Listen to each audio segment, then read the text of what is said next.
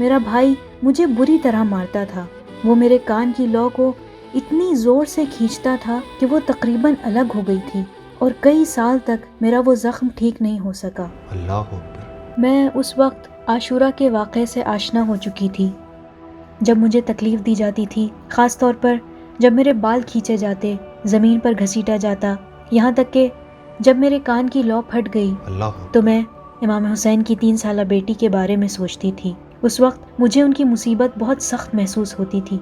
آپ تصور کریں، آپ بالکل تنہا ہوں، مکمل بے بسی میں، برہنگی کے ماحول میں، بس آپ مناسب لباس میں ہوں اور آپ کے ارد گرد کوئی بھی اپنا نہ ہو سوائے اللہ کے، کوئی بھی آپ کا سہارا نہ ہو۔ سب رشتہ دار آ کر آپ کو پاگل اور دیوانہ سمجھیں، کہیں کہ فلاں کی بیٹی پاگل ہو گئی ہے، پھر آپ کے لیے کوئی ایسی جگہ نہیں بچتی جہاں آپ آسانی سے جا سکیں، اللہ اکبر۔ جیسے قید خانے میں ہوں۔